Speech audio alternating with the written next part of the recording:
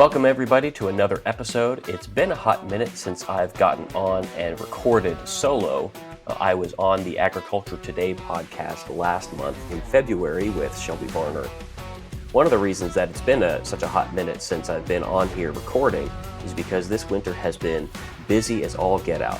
And a lot of that has been induced by the fact that we've had a very cold and a very snowy winter. I know it doesn't feel like that right now, sitting here at the end of March. Here I am recording on March 28th, and I think the high today is going to be upper 70s, maybe even cracking 80 in some spots. But for the majority of the winter, the whole January, February timeframe, we actually ended up with a top 10 coldest such period on record. March has been quite a rebound though. We're actually sitting at top 15 warmest March so far on record. I know things are supposed to cool off this weekend, so 29, 30, 31st, probably going to bring that ranking a little bit lower. But even so, it's been quite a rebound. Things have been really greening up, coming out of dormancy. So just kind of a recap on where we've been this winter. A lot of programs and meetings and folks kind of hunkering down and getting some things done, especially if you've got livestock. But now we're in full swing out in the fields, even though it's relatively late that we've finally gotten out to the fields. But that's where everyone's at now, and so I figured now it would be as good a time as any to get on here and maybe provide some content if you guys are out in your cab, either spreading fertilizer or strip tilling or whatever you guys happen to be doing this time of month, because that April 1st date is coming up whenever crop insurance will cover corn plantings, and then it's only a couple weeks after that before soybean gets covered by some of those RP policies. So I know a lot of people are going to be anxious to get in their planters and get out early. This is Gab in the Cab.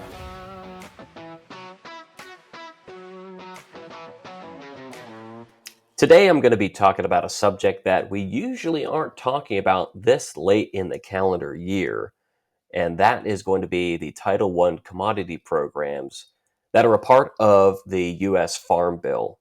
So whenever we talk about Title I commodity programs, what we're talking about is your ARC County or your PLC. So just to kind of give a little bit of an overview of what those are, PLC, price loss coverage, and ARC County, which is agricultural risk coverage at the county level, are basically the first title of the Farm Bill that says once prices, or in the case of ARC County, revenues reach a sufficient threshold where the U.S. government's legislature regards farming to be as an unprofitable enterprise in a particular year, there will be payments or indemnities paid out by the federal government to farmers in order to compensate them for prospective losses. And whenever we think about these programs, PLC and ARC County, they're actually relatively new. So the price loss coverage program was actually established as part of the 2014 Farm Bill, and the ARC County came in just a few years later as part of the 2018 Farm Bill. Prior to that 2014 Farm Bill, we looked at indemnities and subsidies to agriculture in the United States through a different paradigm in previous eras.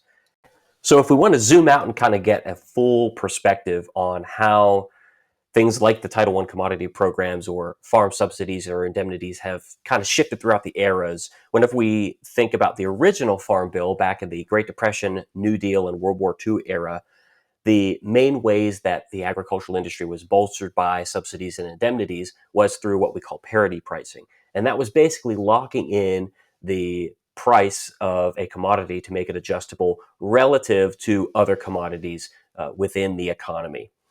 Throughout time, different paradigms of supporting the agricultural industry came along to replace parity pricing, things like supply controls, and that's where people get the popular notion of government cheese back in the late 20th century. And then there came an era where there was something that we call decoupling. The idea of decoupling that arose in the Farm Bill was when the U.S. legislature said we need to basically make our policies such that they support the agricultural industry without artificially changing what the agricultural industry would look like, artificially changing what choices people would make in planting or farming practices. So that is the idea of decoupling, and that's where the idea of base acres comes from.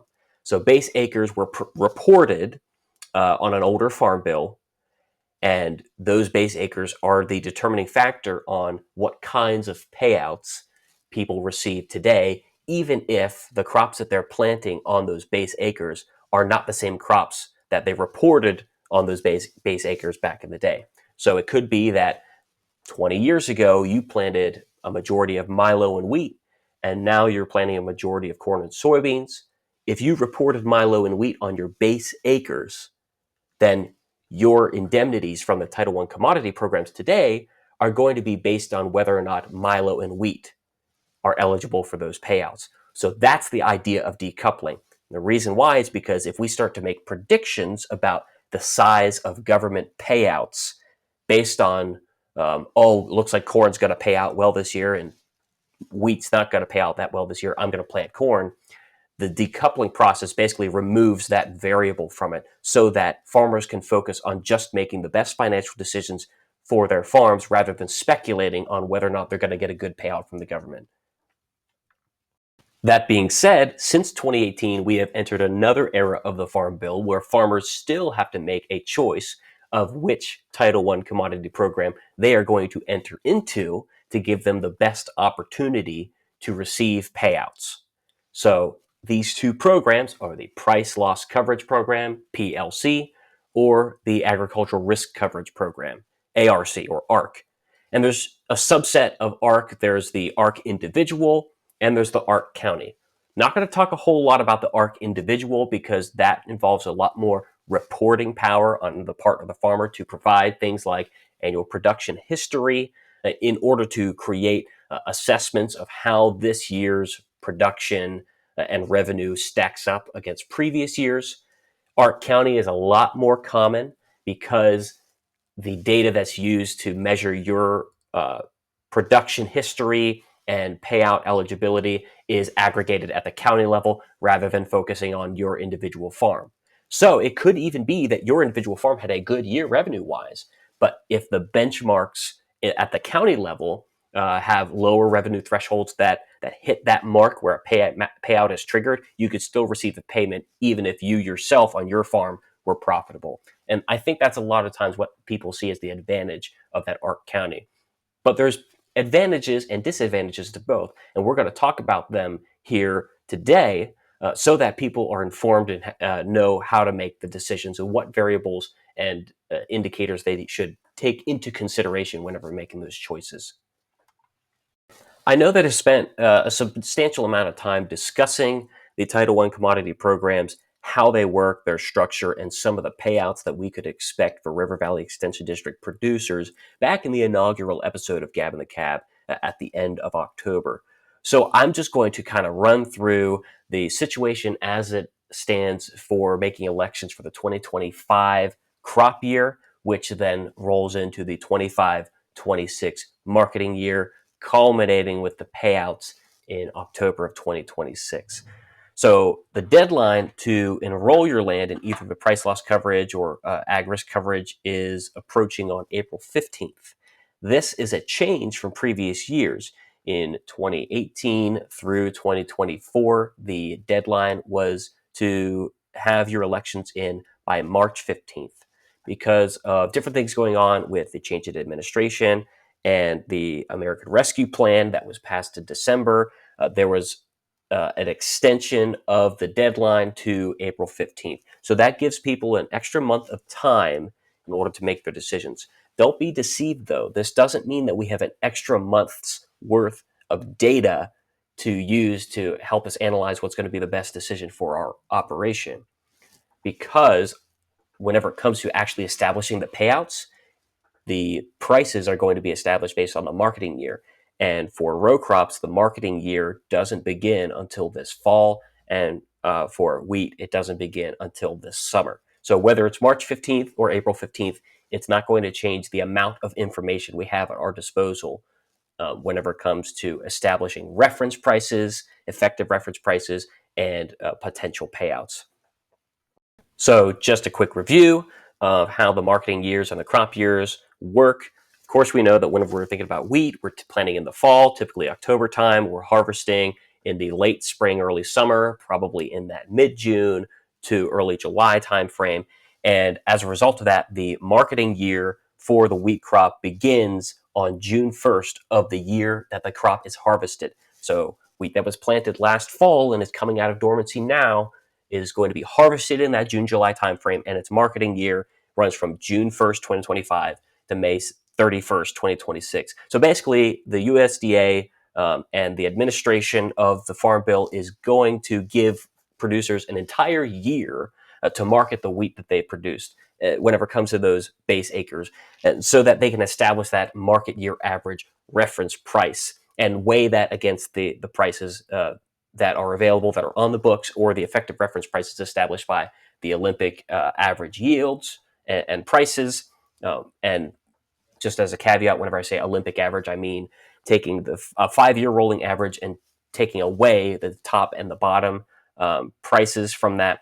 So all of that gets synthesized together in order to establish those reference prices and see how the market year average price at the end of the year compares to that, and whether or not either the price in the case of PLC or the revenue in the case of Ark County meet the satisfactory threshold to trigger a payout. So just to run through, and that's for wheat. Just whenever it comes to corn, soybeans, and milo, the marketing year runs from September 1st through August 31st, kind of following in line with when we would harvest and market that crop. So first, let's take a look at the PLC program. There's a couple of components that are going to go into determining what the level of indemnity may or may not be if we enroll in the price loss coverage or PLC program. And I'll start by looking at what that would look like based on the 24-25 marketing year. So this would be for the crop that was harvested in 2024, and the marketing year runs from the harvest of 24 through 25, all the way up to the harvest of 25's crop, and the payout for that 24 crop would be around the time of harvest in 2025. It's confusing, but bear with me. So if we are looking at reference prices for PLC, these are going to be a little different from the statutory reference prices. And what I mean by that is statutory reference prices, what's the price below which payments will trigger regardless of what the Olympic average is, which I mentioned just a second ago. The effective reference price is whenever we factor in that Olympic average and that reference price is above that statutory reference price. So for example, the effective reference prices for wheat, corn, milo, and soybeans in the 24-25 marketing year are as follows in order: $5.50 a bushel for wheat, corn $4.01 per bushel, milo $4.06, soybeans $9.26. Now we get into what is the projection. Since we've got most of the data for 2024's marketing year, the projections for the final market year average prices are $5.58 for wheat, that's above that $5.50, $4.31 for corn, that's above that $4.01 for corn, $4.20 for milo, that's $4.06, above the $4.06 for milo, and $10.03, which is above the $9.26. So in each of the four major crops that we grow in Kansas, every single one of them, their market year average price prediction for the 24-25 marketing year is still above the effective reference price for PLC. Could that change in the next few months? From here at the end of March to the end of May for wheat, or to the end of September or August, I should say, for milo, corn, and beans. Sure, it could change. But even if we got below that 401 threshold for corn, for example, it's going to take a substantial amount before that payout is surpassed on the PLC side relative to the Ark County. So, for example, if we had corn in Washington County, or really any county, because price loss coverage is irrespective of what the annual production history is. If we hit 401 market year average, that would be basically net zero, and incrementally below that, we would start getting a payout.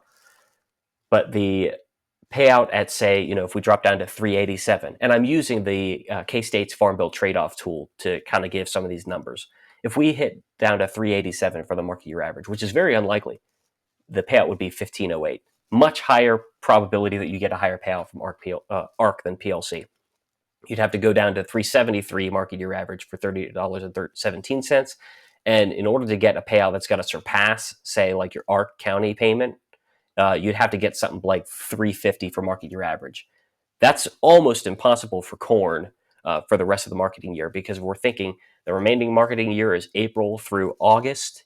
You'd basically have to have some cash bids with some twos in front of it in order to get down that low. And I don't think that's possible. That being said, that's the 24-25 marketing year. So if you followed our advice in the 24 selection for ARC and PLC selections, you're going to have a much higher chance of paying out this October with ARC than you would with PLC. So now I'm just going to do a quick review of how the mechanics of the Ark County system is calculated. So the Ark County payout is actually the smaller of two options. So it's the difference between what we call guaranteed revenue and actual revenue. So your guaranteed revenue is going to be a percentage of your benchmark revenue. And your benchmark revenue is basically taking the market year average price multiplied by what your county average projected yield is going to be. And so that's going to give you your benchmark revenue. 86% of that is going to be your guaranteed revenue.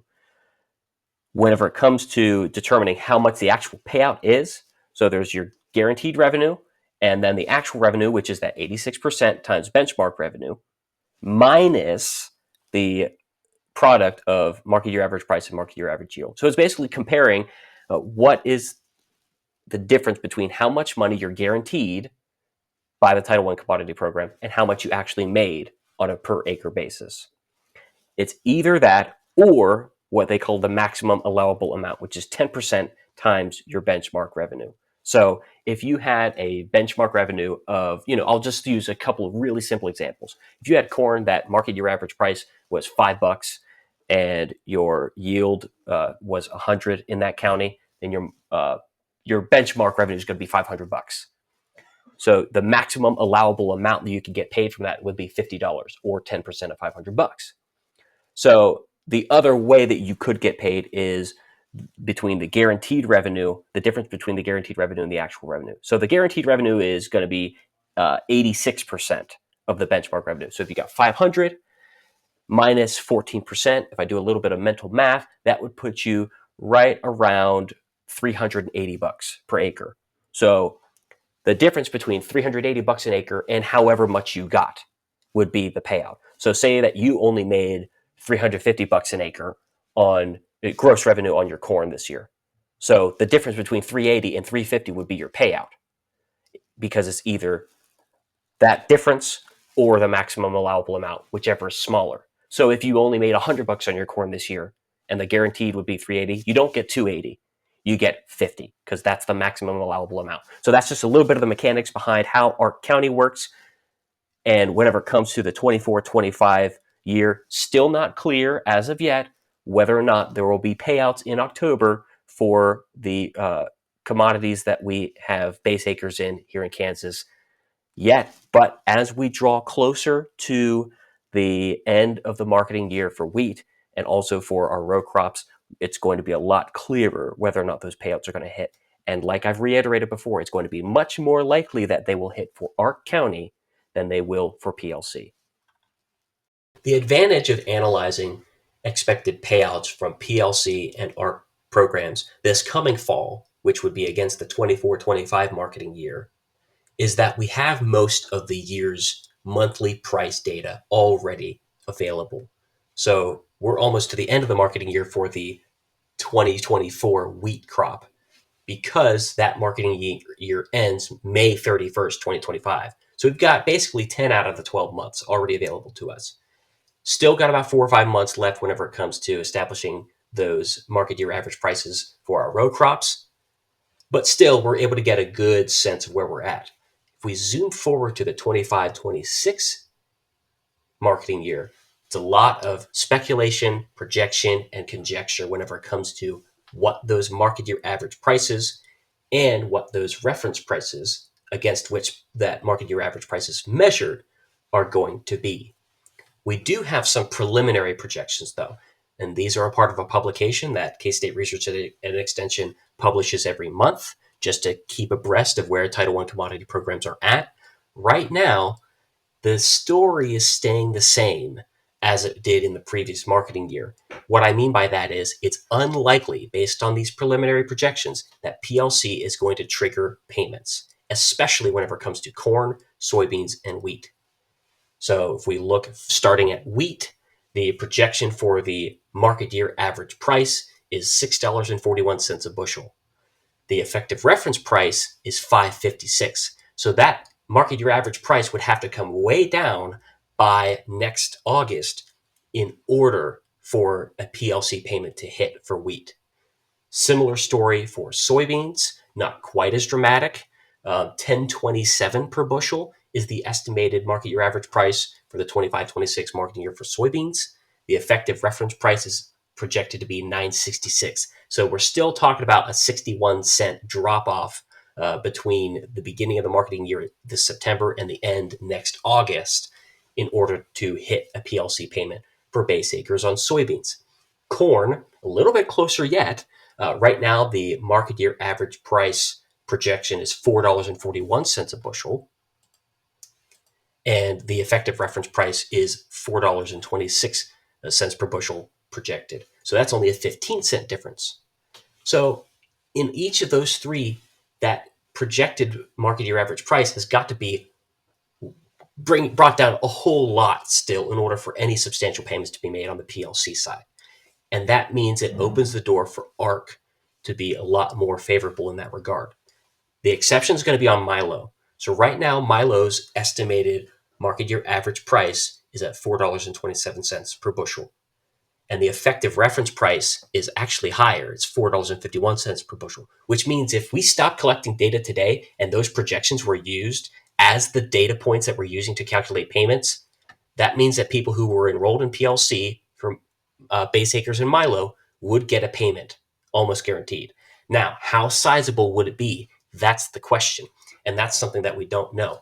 But I want you to just take some of these numbers into context and think about them for a little bit. So we have this tool through K-State Research and Extension that helps us analyze the trade-off between what's going to be more valuable for our farm, Ark County or PLC. If we're looking at that on the Milo side, we are basically asking ourselves, at what market year average price does PLC become more quote unquote profitable for our farm than Ark County? And on the Milo side, whenever it comes to Clay and Washington counties, that price is $4.15. In Cloud County, it's $4.17. In Republic County, it's $4.16. So right in that ballpark here. And if we're thinking about a market year average price for Milo, $4.15 is not crazy. It's very possible that we could hit that, especially if the 25-26 market year average price projection is already at $4.27. So that's something that to keep in mind.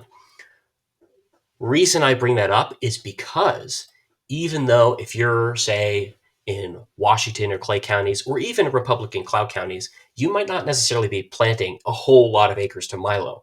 But whenever base acres were established years ago, you may have reported a lot more Milo base acres. So that's just something to keep in mind going forward.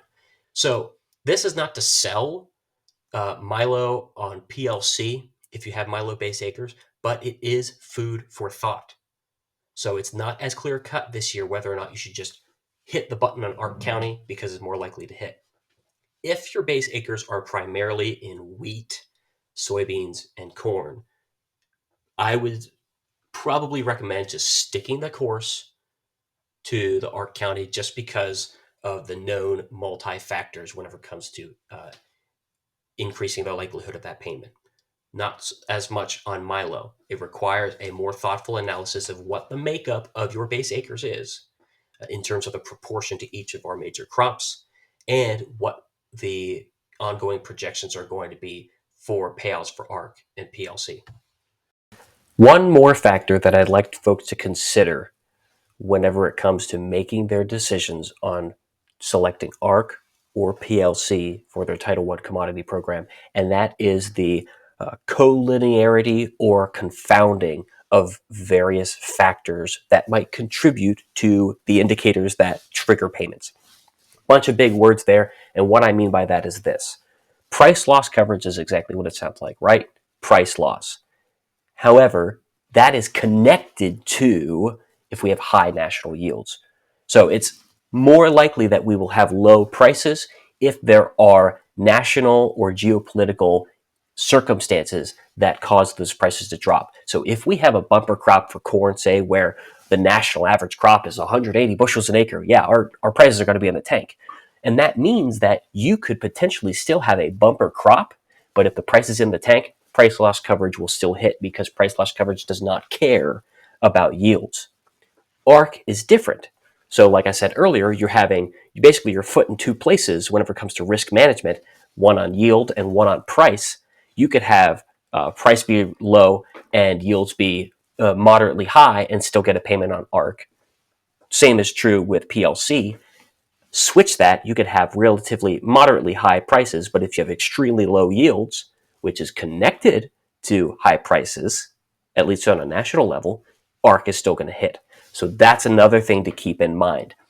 It's way too early in the season to be able to project whether or not we're going to have high yields and low prices or low yields and high prices, or vice versa, or however you want to construe it. So those are all things that we got to keep in mind. So to put a bow on it, to summarize and give my official recommendations, first I would say if your base acres are in wheat, soybeans, or corn, it is highly unlikely that PLC's indemnity, if any, is going to surpass the potential indemnity you could get from Ark County.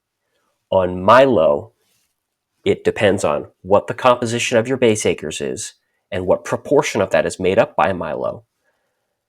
The other factor to consider whenever it comes to Milo base acres and the PLC ARC decision is how reliable or how reasonable do you believe that the projections of the market year average price as of right now are going to be whenever it comes time to close the 25-26 marketing year next August? Do you think we're actually going to be close to that 427 number or that 415 number? Are we going to be above $4? Are we going to be below $4? Averaging out the whole year? It's anyone's guess.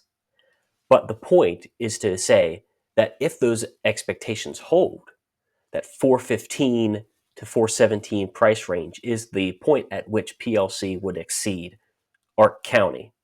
So that's where the rubber meets the road. That's the question you've got to ask yourself whenever you're making that kind of decision. And if Milo is not a major player in your base acres, then maybe it's time to consider just sticking with Ark County for Milo as well. Because that's the thing, you make one selection or you make the other. You can't alter your selection based on what crop you have in base acres. So keep all of this in mind. If you have further questions, you can reach out to me at the River Valley Extension District offices in Clay, Cloud Republic, or Washington counties. My office number is 785-632-5335, and my email address is lsbyers, B-Y-E-R-S, at ksu.edu. We really appreciate your listenership, and we're looking forward to hearing from you next time. This has been Gab in the Cab.